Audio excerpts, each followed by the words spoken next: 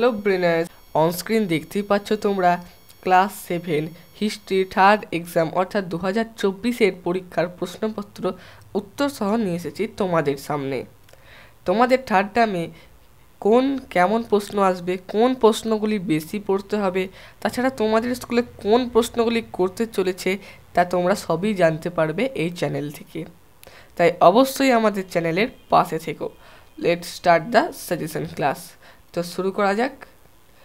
Class 7 history third টার্মের তোমাদের suggestion, তৃতীয় পর্যায়ক্রমিক মূল্যায়ন 2024 সালে ইতিহাস, অর্থাৎ এটা ইতিহাসের সাজেশন।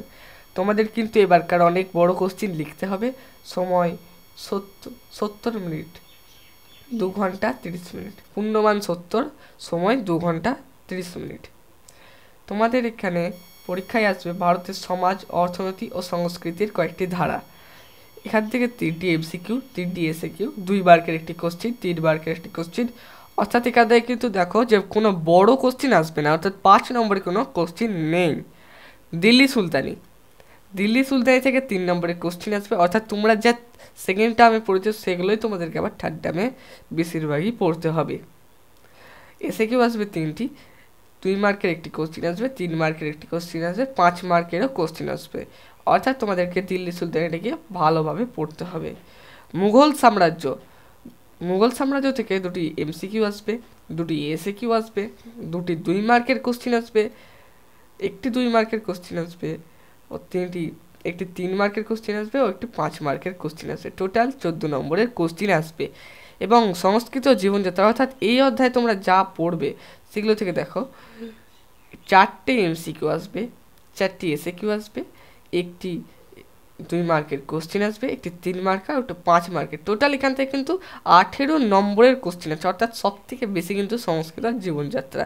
কারণ চ্যাপ্টারটা তোমরা নিশ্চয়ই পড়তে গিয়েই বুঝতে পারছো যে কত বড় চ্যাপ্টার, এবং আমাদের চ্যানেলে সেই চ্যাপ্টারটাকে একদম ছোট করে তার প্রশ্নোত্তরগুলোকে বের করে কিন্তু তোমাদের সামনে দিয়ে দিয়েছে। অবশ্যই তোমরা আমাদের চ্যানেলে গিয়ে দেখে নেবে। তাছাড়া যারা হোয়াটসঅ্যাপ গ্রুপে এখনও জয়েন করোনি তারা অবশ্যই জয়েন করে নেবে।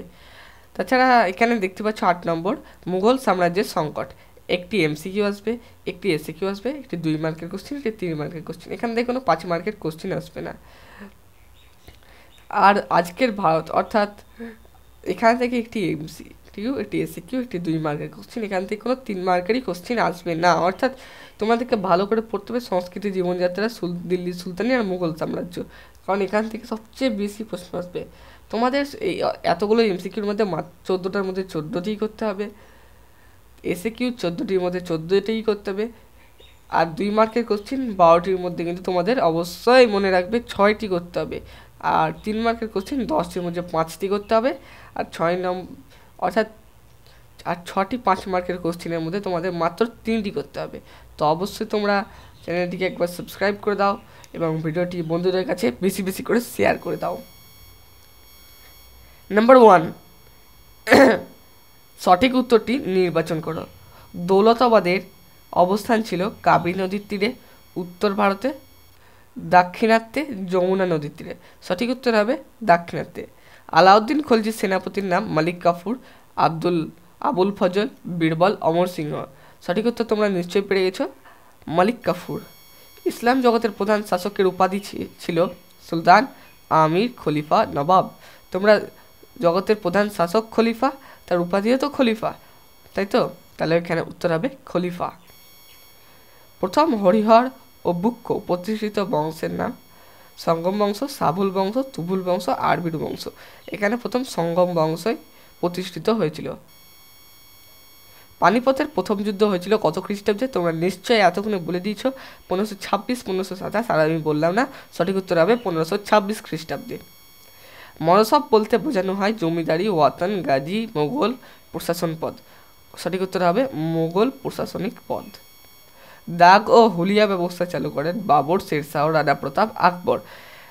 এখানে উত্তর হবে শেরশাহ, কিন্তু শেরশাহর পাশে যদি দেওয়া থাকে যে আলাউদ্দিন খলজি, তবে তোমরা অবশ্যই আলাউদ্দিন খলজিকেই টিক দিবে, কিন্তু অর্থাৎ এখানে আলাউদ্দিন খলজি হবে রাইট অ্যান্সার।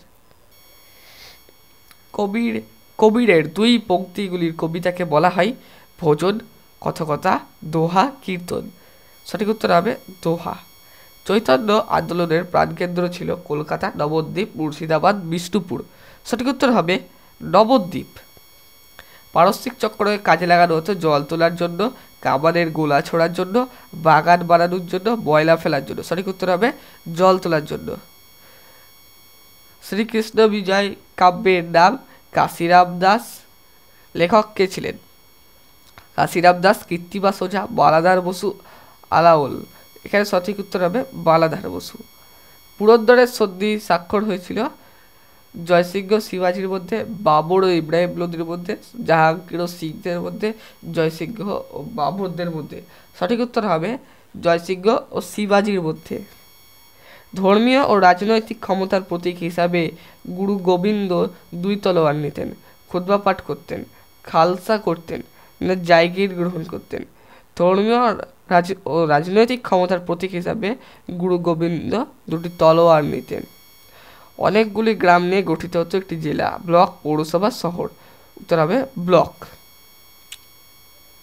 বেমানান শব্দ খুঁজে নিয়ে লেখো। বলেছে এখানে বেমানান কি হবে? Iltutmish, Razia, Ibn Battuta, Balban. দেখো ইলতুৎমিশ, রাজিয়া আর বলবন এরা 3জনই কিন্তু সুলতান ছিলেন, কিন্তু ইবন বতুতা ছিলেন পারস্যের লোক, অর্থাৎ তিনি ছিলেন এদেশের ভ্রমণ অতিথি। ঠিক না ভুল লেখো। ইকতার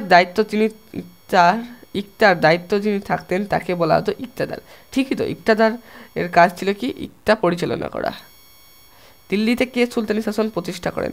কুতুবউদ্দিন আইবক। অথবা তোমাদের পরীক্ষায় দিতে পারে যে মামেলুক বংশের প্রতিষ্ঠাতা কে ছিলেন? উত্তর হবে কুতুবউদ্দিন আইবক। শূন্যস্থান পূরণ করো। সুলতান হোসেন শাহ ছিলেন ড্যাশের ভক্ত। সঠিক উত্তর হবে কৃষ্ণের ভক্ত। 6 নম্বর বলা আছে হিন্দু পাদশাহী কি? প্রথম বাজিরাও তার সাম্রাজ্যে গড়ে তোলার জন্য যে আদর্শ গ্রহণ করেন তা হিন্দু পাদশাহী নামে পরিচিত। কোনটি বেমানান শব্দ? কেস, কৃপণ, কলম, গঙ্গা। কলম। এখানে বলা আছে ক স্তম্ভের সঙ্গে খ স্তম্ভ মেলাও। প্রথমে দেখতে পাচ্ছ সড়কি আজিম। সড়কি আজিমকে প্রতিষ্ঠা করেছিল শেরশাহ। আকবরের কে ছিল? পিতাপালক কে ছিল? বৈরাম খান। আবুল ফজলের লেখা আকবরনামা। আর আহমেদনগর ছিল দাক্ষিণাত্যের রাজা। তো তোমরা আশা করি ক স্তম্ভ আর খ স্তম্ভের ম্যাচিংটা ভালো করে তোমরা খাতায় নোট করে নাও, কারণ পরীক্ষায় এটি আসতে পারে। জনগণ নিজেরাই নিজেদের মধ্যে যে শাসক বেছে নেন কোন পদ্ধতিতে? জনগণ নিজেদের মধ্যে নিজেরাই শাসক বেছে নেন গণতন্ত্র পদ্ধতিতে। নিচের প্রশ্নগুলির উত্তর দাও। বলবনের দরবারে কি প্রথা চালু করেছেন এবং কেন? অথবা অলরিহুলা কার লেখা এই গ্রন্থ থেকে কি জানা যায়? উত্তর, সুলতানের সার্বভৌম ক্ষমতার বুদ্ধি গিয়াসউদ্দিন বলবন সিজদা ও পারিবাস প্রথা চালু রাখেন। সিজদার অর্থ হলো সুলতানের সাষ্টাঙ্গে প্রণাম করা এবং পাইবাস কথার অর্থ হলো সুলতানের পদযুগল চুম্বন করা। অলরিহুলা কার লেখা এই গ্রন্থ থেকে কি জানা যায়? অলরিহুলা ইবন বতুতার লেখা। এই গ্রন্থ থেকে মোহাম্মদ বিন তুগলকের রাজত্বকাল সম্পর্কে জানা যায়। পানিপথের দ্বিতীয় যুদ্ধ কত খ্রিস্টাব্দে কাদের মধ্যে হয়েছিল? অথবা দিন ইলাহি কি? এইভাবে তোমাদের পরীক্ষায় আসবে। তোমরা অথবাটা করতে পারো, বা যেটা প্রশ্নে দেওয়া আছে সেটাও করতে পারো। পানিপথের দ্বিতীয় যুদ্ধ 1556 খ্রিস্টাব্দে আকবরের সঙ্গে আফগান অধিপতি আদিল শাহের মধ্যে হয়েছিল। আদিল শাহের সেনাপতি হিমুর মধ্যে হয়েছিল। অথবা দিন ইলাহি হলো মোগল সম্রাট আকবরের প্রবর্তিত একটি ধর্মমত। আকবর সমস্ত ধর্মের সারাম্ভব সহযোগে দিন ইলাহি নামে একটি নতুন ধর্মমত প্রবর্তন করেছিলেন। এর উদ্দেশ্য ছিল বহু ধর্মের পরিবর্তে একটি ধর্ম প্রবর্তন করা এবং ধর্মীয় হানাহানি বন্ধ করা। তাহলে দিন ইলাহি কেন চালু করেছিল তোমরা আসলে বুঝতে পেরেছ। ঔরঙ্গজেবের দাক্ষিণাত্যের উদ্দেশ্য মূলনীতি কী ছিল? অথবা আকবরের রাজস্ব মন্ত্রীর নাম কি? জাবতি কি? ঔরঙ্গজেবের দাক্ষিণাত্যের নীতির মূল উদ্দেশ্য ছিল সাম্রাজ্যের সম্প্রসারণ এবং অসুন্নি মুসলমান ও হিন্দুদের রাজনৈতিক কর্তৃত্ব বিনাশ করা। অথবা আকবরের রাজস্ব মন্ত্রীর নাম টোডরমল। জাবতি।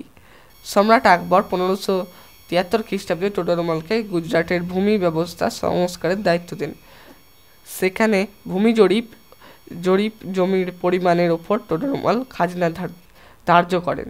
1582 খ্রিস্টাব্দে টোডরমল দেওয়ানের পদে নিযুক্ত হলে গুজরাটের অভিজ্ঞতাকে কাজে লাগিয়ে সমগ্র সাম্রাজ্যে ভূমি রাজস্বের ব্যবস্থা প্রবর্তন করেন। এই রাজস্ব ব্যবস্থা টোডরমল ব্যবস্থা বা জাপ্তি ব্যবস্থা নামে পরিচিত।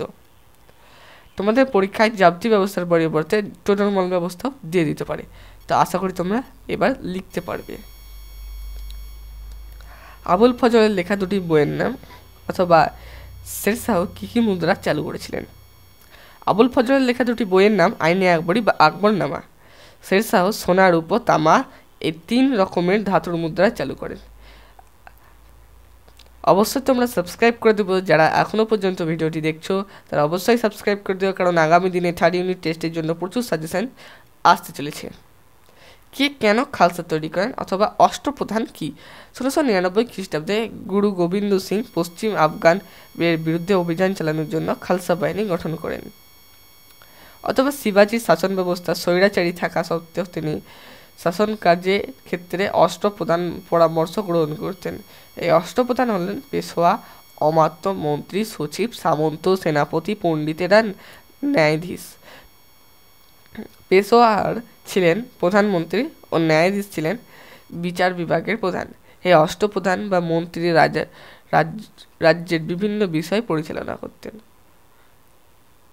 6 নম্বর বলা আছে সংবিধান কি অথবা ভারতের সংবিধানের প্রথম রূপকার কে? কত খ্রিস্টাব্দে এই সংবিধান কার্যকর করা হয়? উত্তর, সংবিধান হলো রাষ্ট্রের পরিচালনার মৌলিক দলিল। যে নিয়মের মাধ্যমে রাষ্ট্র পরিচালিত হয় তাকে সংবিধান বলে। সরকার কিভাবে নির্বাচিত হবে, আইন শাসন বিচার বিভাগ কিভাবে গঠিত হবে এবং এদের ক্ষমতা কীরকম হবে, জনগণ ও সরকারের সম্পর্কে কেমন হবে, এইসব বিষয়ে সংবিধানে উল্লেখ থাকে। তাছাড়া তোমাদের পরীক্ষায় দিয়ে দিতে পারে যে সংবিধান, আমাদের দেশের সংবিধান লিখিত না অলিখিত। তাছাড়া আবার দিয়ে দিতে পারে যে একটি অলিখিত সংবিধানের উদাহরণ কি? তোমরা অবশ্যই লিখে নেবে ইংল্যান্ডের সংবিধান অলিখিত সংবিধান। অথবা ভারতের সংবিধানের প্রথম রূপকার হলেন ডক্টর বি আর আম্বেদকর। তোমাদের পরীক্ষা অনেক সময় এসে থাকে যে ডক্টর বি আর আম্বেদকরের পুরো নাম লিখো। ডক্টর ভীমরি রাও আম্বেদকর বা বাবা সাহেব আম্বেদকর বলেও অনেকে ডাকেন। 1950 খ্রিস্টাব্দে 26শে মে 26শে জানুয়ারি 1950 খ্রিস্টাব্দে 26শে জানুয়ারি এই সংবিধানটি কার্যকর করা হয়। ক নম্বর, দিল্লির সুলতানদের কেন খলিফার অনুমোদন দরকার হতো অথবা সুলতান ইলতুৎমিশের সামনে প্রধান 3টি সমস্যা কী ছিল? উত্তর, একজন খলিফার পক্ষে সমগ্র ইসলামীয় জগতে শাসন করা খুব অসুবিধে ছিল, তাই খলিফার অনুমোদন নিয়ে বিভিন্ন জায়গায় শাসন করতেন বিভিন্ন ব্যক্তি। সে সময় যে সুলতান খলিফাকে মেনে চলত তাও নয়, তবে যদি নিজেরা সুলতান হওয়া নিয়ে কোনো অসুবিধা থাকতো বা গোলমাল হতো, সেক্ষেত্রে তারা বিভিন্ন উপহার উপঢৌকন খলিফার কাছে পাঠিয়ে অনুমোদন নিতেন।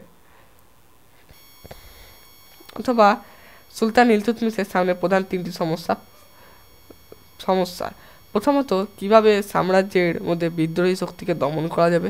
দ্বিতীয়ত, কিভাবে মধ্য এশিয়া দুর্ধর্ষ মঙ্গল জাতিকে মোকাবিলা করা যাবে। তৃতীয়ত, কিভাবে সুলতানের একটি রাজবংশ তৈরি করা যাবে যাতে তার মৃত্যুর পর তার উত্তরাধিকারী কোনো গোলমাল ছাড়াই সিংহাসনে বসতে পারে। এগুলি ছিল সুলতান ইলতুৎমিশের সামনে প্রধান সমস্যা। শেরশাহের শাসন ব্যবস্থায় কি মানবিক চিন্তার পরিচয় পাও? তুমি সেগুলি লেখো অথবা টিকা লেখো। মনসবদারি প্রথা।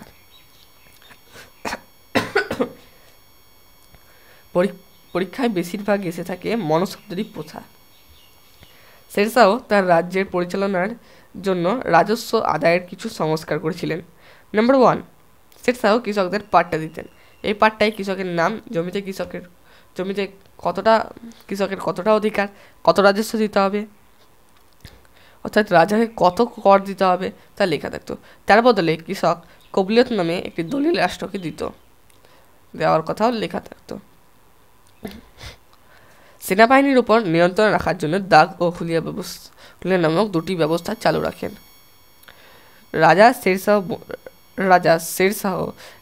শেরশাহ হবে না। সম্রাট শেরশাহ বণিক ও পথিকদের বিশ্রাম নেওয়ার জন্য রাস্তার ধারে অনেক অনেক বিশ্রামাগার বা সরাইখানা তৈরি করেছিলেন। তাছাড়া তিনি ডাক ও হড়কার ঘোড়ার মাধ্যমে ঘোড়াকে ব্যবহার করতেন।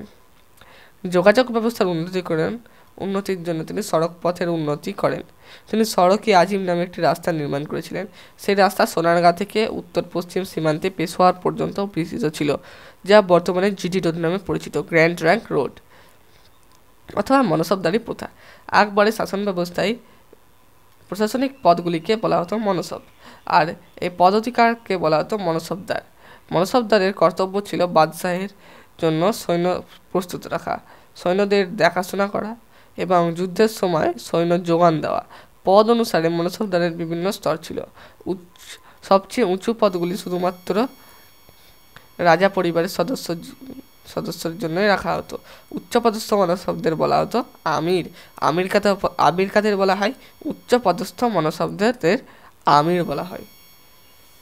চিশতি সম্প্রদায়ের প্রতিষ্ঠাতাকে চিশতি সুফিদের জীবনযাপন কেমন ছিল? অথবা টিকা লেখক কবির। উত্তর: কবির রামানন্দের শিষ্যদের মধ্যে অন্যতম ছিলেন কবির। পরীক্ষায় তোমাদের আসে যে রামানন্দের শিষ্য কে ছিলেন, অর্থাৎ কবির গুরু কে ছিলেন? উত্তর হবে রামানন্দ। বা কবির কার শিষ্য ছিলেন? তিনি ছিলেন মধ্যযুগে ভারতের সর্বাপেক্ষা উদারপন্থী সংস্কারক, হিন্দু দর্শক ও সুফি।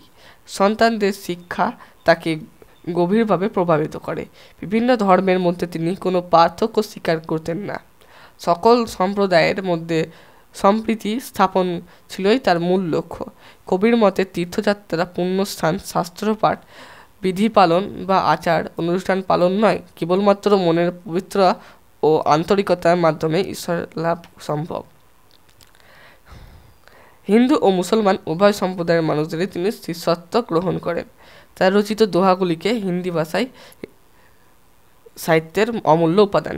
তোমাদের পরীক্ষা অনেক সময় এসে থাকে যে তার রচিত কবিতাগুলিকে কি বলা হয়। তিনি যেহেতু সেগুলি হিন্দি ভাষায় রচনা করেছিলেন, তাই তার রচিত কবিতাগুলিকে বলা হয় দোহা। ক্যালিগ্রাফি বা মিনিয়েচার বলতে কি বোঝো? অথবা বুলন্দ দরওয়াজা কে নির্মাণ করেছিলেন? আকবরের সময়ের স্থাপত্য শিল্প বিষয়ে লেখো। ক্যালিগ্রাফি, ভেরি ইম্পর্টেন্ট কোশ্চিন তোমাদের জন্য। ক্যালিগ্রাফি কি? ইংরেজি শব্দ ক্যালিগ্রাফির বাংলা অর্থ হলো হস্তলিপিবিদ্যা। পরীক্ষা অনেক সময় এসে থেকে ক্যালিগ্রাফির অর্থ কি লিখে দেবে যে ক্যালিগ্রাফির অর্থ হলো হস্তশিল্প বিদ্যা বা হস্তলিপির শিল্প। মধ্যযুগের ইতিহাসে ছাপাখানার রেওয়াজের আসেনি এবং তখন অস্তিত্ব এই সময় ছিল না। তাই এই সময়ে সুন্দর হাতের লেখা ভীষণভাবে চর্চা হতো। এই হাতের লেখার বইগুলি ছিল শিল্পের নমুনা। মিনিয়েচার বা অনুচিত্র। ইংরেজি শব্দ মিনিয়েচার কথাটা বাংলার অর্থ হলো অনুচিত্র। সম্রাট আকবরের সময় তুতুমিয়া রাজমনামা, মহাভারতের ফার্সি অনুবাদ করেন প্রভৃতি বইয়ের মিনিয়েচার দেখা যায়। বইগুলিতে অলঙ্কারের জন্য সোনার রং ও অন্যান্য রং ব্যবহার হতো, ফলে জ্বলজ্বল করত পৃষ্ঠাগুলি। লেখার চারপাশে নানা রকম অলঙ্কার করা হতো। জায়গিরদারি ও মনসবদারি ব্যবস্থা কেন সংকট দেখা দিয়েছিল? অথবা স্বায়ত্ত শাসন বলতে কি বোঝো? সরকারের প্রধান বিভাগ কয়টি ও কি কি? স্বায়ত্ত শাসন, স্বশাসন বা নিজ শাসন হলো একজন ব্যক্তি গোষ্ঠী যার কোনো বহির্গত কর্তৃপক্ষের হস্তক্ষেপ ছাড়াই নিজে প্রয়োজনীয় মতো কার্য সম্পাদন করার ক্ষমতা রয়েছে, তাকেই নিজ শাসন বলে। সরকারের বিভাগ গণতান্ত্রিক সরকারের প্রধান বিভাগ হলো তিনটি, যথা শাসন বিভাগ, আইন বিভাগ, বিচার বিভাগ। তোমাদেরকে এটা ভালো করে একদম মনে রেখে দিতে হবে যে সরকারের তিনটি বিভাগ: শাসন বিভাগ, আইন বিভাগ, বিচার বিভাগ। আলাউদ্দিন খলজির সময় দিল্লি বাজার দর নিয়ন্ত্রণ বিষয়ে লেখো। অথবা মোহাম্মদ বিন তুগলককে পাগলা রাজা বলা হয় কেন? আলাউদ্দিন খলজির বাজার দর নিয়ন্ত্রণ। আলাউদ্দিন খলজি দ্রব্যমূল্য নিয়ন্ত্রণ ব্যবস্থা চালু করতে গিয়ে বিভিন্ন নিয়মকানুন ও বিধিনিষেধ তৈরি করেন, যেমন খাদ্যদ্রব্য, বস্ত্র, গবাদি পশু, এমনকি দাস দাসীদের মূল্য নির্ধারণ করে দেন। নাম্বার 2, কৃষকদের কাছ থেকে শস্যের মাধ্যমে রাজস্ব গ্রহণ করত। এই শস্য দিল্লির বিভিন্ন সরকারি গুদামে মজুদ থাকত। নাম্বার 3, সরকারি ব্যতীত কোনো ব্যক্তি বা প্রতিষ্ঠানের পক্ষে প্রয়োজনীয় অতিরিক্ত ফসল মজুদ নিষিদ্ধ হয়। নাম্বার 4, কোনো ব্যবসায়ী নির্ধারিত মূল্যের বেশি নিলে তার মালপত্র বাজেয়াপ্ত করা হতো এবং তাকে কঠোর শাস্তি দেওয়ার ব্যবস্থা করা হতো। অর্থাৎ কেউ নিজে এখনকার দিনে যেমন অনেক সবজিপাতি কিনে স্টোরে জমা করে রেখে দেওয়া হয়, যখন সেগুলি আর উৎপাদন হবে না তখন সেগুলিকে কড়া দামে বিক্রি করবে, কিন্তু আলাউদ্দিন খলজির সময় এইরকম ব্যবস্থা ছিল না। তাকে কড়া শাস্তি দেওয়া হতো যে এরকম কাজ করত। তাই যদি স্টোর না করে রাখা থাকে তাহলে কি সেগুলির দাম কম থাকবে, অর্থাৎ বাজারে অ্যাভেলেবেল থাকবে, তবেই তো তার দাম কমে থাকবে। সুলতান আলাউদ্দিন খলজি সেটাই ভাবতেন। কোনো ব্যবসায়ী ওজনে কম দিলে তার দেহ থেকে সমপরিমাণ মাংস কেটে নিয়ে শাস্তি দেওয়ার কথা ব্যবস্থা ছিল। অর্থাৎ কেউ যদি ধরো এই চাল কিনতে গিয়ে 500 কম দিয়ে দিল, তার শরীর থেকে মাংস কেটে নিয়ে শাস্তি দেওয়ার কথা ছিল। অর্থাৎ কেউ তখন ঠকাতো না। আলাউদ্দিন রেশনিং অর্থাৎ রেশন ব্যবস্থা প্রবর্তন করেন, চালু করে দুর্ভিক্ষের সময় প্রতিটি পরিবারকে মণ করে খাদ্যশস্য সরবরাহ করে ব্যবস্থা করেন। খ নম্বর, আকবরের রাজপুত নীতি সম্পর্কে আলোচনা করা অথবা মোগল সম্রাটদের আমলে রাজস্ব ব্যবস্থার বর্ণনা দাও। আকবরের রাজপুত নীতি ভূমিকা। মুঘল সম্রাট আকবরের কূটনৈতিক বিচক্ষণতার শ্রেষ্ঠ পরিচয় ছিল রাজপুত নীতি। রাজপুতদের অপর কর্তৃত্ব প্রতিষ্ঠার জন্য সম্রাট আকবরের কয়েকটি নীতি অনুসরণ করেছিলেন, যেমন বৈবাহিক সম্পর্কের নীতি। সম্রাট আকবর অম্বরের রাজকন্যা যোধাবাইকে বিকানির ও যোধাপুরের কন্যাদের বিবাহ করেন। তাছাড়া আকবরের পুত্র সেলিম, অর্থাৎ তোমাদের পরীক্ষা আসতে পারে যে জাহাঙ্গীরের পূর্ব নাম কি, সেলিম। আবার আসতে পারে যে শাহজাহানের পূর্ব নাম কি, খুররাম। অর্থাৎ সেলিম অর্থাৎ জাহাঙ্গীরের সঙ্গেও রাজপুতদের কন্যার বিবাহ দেন। নাম্বার 2, উচ্চ রাজপদে নিয়োগ নীতি। সম্রাট আকবর রাজপুতদের উচ্চ পদে নিয়োগ করে তাদের আনুগত্য লাভ করেছিলেন। বিভিন্ন সুযোগ সুবিধা প্রদান। রাজপুতদের সাহায্য ও সহযোগিতা লাভের মধ্যে দিয়ে আকবর তাদের উপর থেকে তীর্থকর বা জিজিয়া কর তুলে দেন। তীর্থকরের অপর নাম জিজিয়া কর, এবং তাদের অভ্যন্তরীণ বিষয়ে হস্তক্ষেপ না করার সিদ্ধান্ত নেন। নাম্বার 4, যুদ্ধনীতি। অনেক রাজপুত রাজ্যে আকবরের বংশধর স্বীকার করলেও মেয়ারের রণথন প্রভৃতি রাজপুত রাজ্যগুলি কোনোভাবেই আকবরের বংশধর স্বীকার করতে রাজি হননি। তাই আকবর মেয়রের বিরুদ্ধে যুদ্ধনীতি অনুসরণ করেন। মূল্যায়ন। আকবরের মৈত্র যুদ্ধনীতির অনুসরণ করে রাজপুতদের নিজ নিয়ন্ত্রণে রাখতে সম্মুখীন হন এবং মুঘল সাম্রাজ্যের ভিত সুদৃঢ় হন। ভক্তিবাদের উত্থানের কারণ কী ছিল, অথবা বাংলায় ভক্তিবাদের আন্দোলনে শ্রী চৈতন্যদেবের অবদান লেখো। ভক্তিবাদের আন্দোলনে শ্রী চৈতন্যদেবের অবদান। বাংলাদেশে তথা পূর্ব ভারতে ভক্তিবাদের সবচেয়ে বড় প্রবর্তক ছিল শ্রী চৈতন্যদেব। 1485 খ্রিস্টাব্দে তার জন্ম এবং মৃত্যু 1533 খ্রিস্টাব্দে। ইনি নবদ্বীপে জন্মগ্রহণ করেন। শিশুকাল থেকেই তিনি বিদ্যার অনুরাগী এবং ধর্মভাবাপন্ন ছিলেন। 40 বছর বয়সে সন্ন্যাস ধর্ম গ্রহণ করার পর তিনি শ্রী চৈতন্যদেব নামে পরিচিত হন। ভক্তিবাদের প্রচারকে মধ্যে দিয়ে শ্রী চৈতন্য সমধিক প্রসিদ্ধ। তার প্রচলিত ধর্মের মূল কথা ছিল বৈরাগ্য ও ভগবানের প্রতি গভীর প্রেম, অর্থাৎ ভালোবাসা। তিনি জাতিভেদ প্রথা মানতেন না। জাতি ধর্ম নির্বিশেষে অনেকের তার শিষ্যত্ব গ্রহণ করেছিলেন।